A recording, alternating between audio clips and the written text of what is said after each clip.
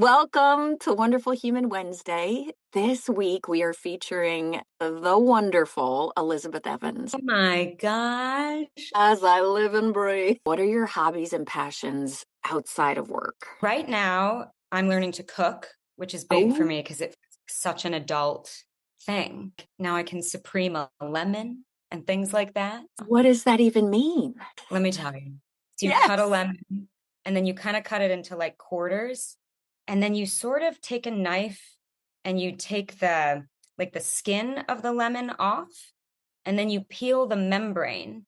There's this great recipe I've been obsessed with. That's a lemon arugula potato. So you like boil the potatoes. And then when the potatoes come out, you put the like supremed lemon pieces in the potatoes. And then you gently mash and add arugula. And it's so good. So like, that's what I'm into right now. This is very fancy. It sounds like.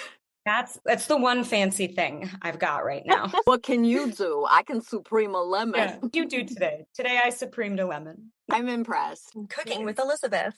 Cooking with Elizabeth. On a personal level, what is something that you're looking forward to this year?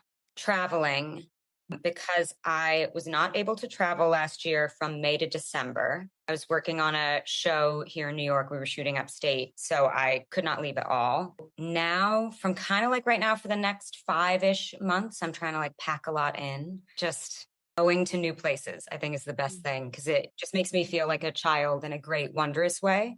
So I'm excited about that. What are you most excited about seeing? I mean, this is such a bad answer, but like a beach. Love hotels. I watch like hotel shows. Like that's how much I love a great hotel. And then I have just like an endless bucket list of like wanting to go to Antarctica and Egypt and India and like all these and Patagonia and all these different places in the world in the next 5 months. But there are many places I want to go. Oh my gosh. And the food you'll have at each place. I mean, that's going to be the adventure, right? Any supremed lemons and all those locations. Lemon supremed. Supremed lemon because I always supreme because I know the difference. We would love to know if you have a fun anecdote you'd like to share about anything that's happened throughout your career. I got invited to a wedding last year. This lovely couple sent this invitation and this like handwritten note to my agent. And early in their relationship, they did like a big cross-country road trip and they listened to all of Throne of Glass throughout the whole thing. And so they sent me this lovely message and it was like, your voice was like a part of our coming together. And they invited me to their wedding. Got it after the wedding happened, but I sent them like a lovely card and like a handwritten thing back. That's amazing. When you get a story like that, like we record this stuff, we don't know where it's going. We don't know who's listening. We don't know the effect or impact it's having. What did that feel like when your agent told you, like you've been invited to a wedding? Amazing. And just sort of a like, just something I would never have even imagined happening. There's a couple of things like that stick out of you get a note from someone or you get something that so genuinely impacts their life. A couple of years ago, I got an email from a woman whose daughter had been in a car accident and she had brain damage and was having to learn how to read again. So she was listening to all the Sarah books while following along. And like that kind of thing, you just never imagine that what you're recording can be so impactful or really mean something to someone in that kind of way. So those moments feel like, oh my gosh, anytime I've like beaten myself up about thinking I did a bad job or I didn't like nail that sequence I wanted to really hit, you know, it's sort of like, oh, how silly, because it can mean so much to people in ways I'd never imagined. So it feels incredible when that happens. I have it printed and framed on my wall as like just sort of a reminder. The other one that is something I'm really proud of because it was so crazy. The last Throne of Glass book, Kingdom of Ash, I would always record them during the same time of the years. I'm sure you do on other kinds of series where you know they're coming like one a year. And I was going back to grad school. So I knew that I wasn't going to be available at that time. So I talked to Sarah and I talked to Audible to be like, hey, is there any way we can record this early? Because I'm going to be in grad school at this time. And then it comes out like, you know, December, January, something like that. I recorded her second draft. We got most of it in before I started school at the end of the summer. And then I came back for like a couple weekends. And then like a month later, I did an 8-hour session that was her edits for the final draft. and I have her handwritten notes. So being able to put that together in that way and over that amount of time and just like making it work, I'm incredibly proud of as like a career moment of Heck yeah. you just find a way to make it work if you love it and you want to do it. And so that I'm very proud of. That first Throne of Glass book was the third audiobook I was ever given, ever.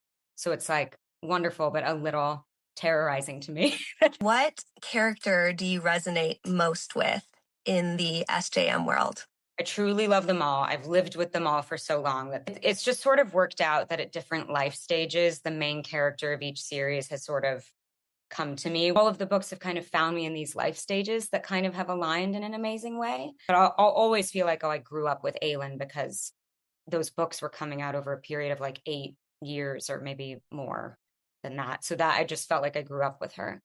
But I love them all. What do you enjoy most about recording these books? This is sort of a diva answer, but the specifically with Sarah's books, the more popular they've gotten, the fact that I get them early, I look forward to the moment when I like get the manuscript and I'm like, like, so that I really love from like a fan perspective. But the genuine answer is I feel very lucky to do a couple of different things. So the ability to between recording an audiobook, being in a writer's room, recording a commercial, like going back and forth, I find that really satisfying. I see things in one area that make me think of something for another one or really appreciate something else. Or so I let that being able to kind of do many different things and juggle them. I really love.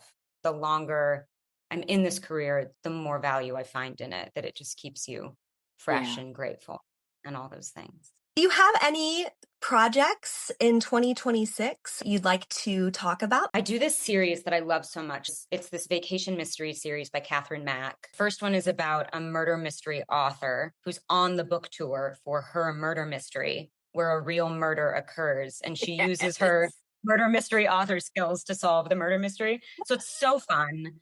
There's so much breaking the fourth wall. It's just a delight. And the second one is called No One Was Supposed to Die at This Wedding. What I'm about to do is called This Weekend Won't End Well for Anyone. And that comes out at the end of April. I love that so much. And they're the most fun to do. What is a solid piece of advice that has stuck with you up to this point in your life?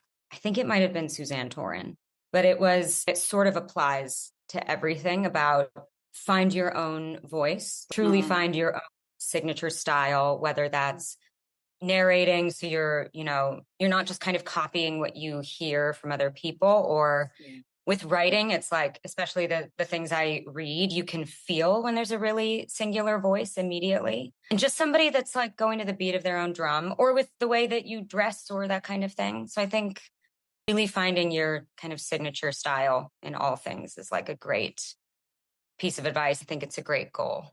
I love that. I love that.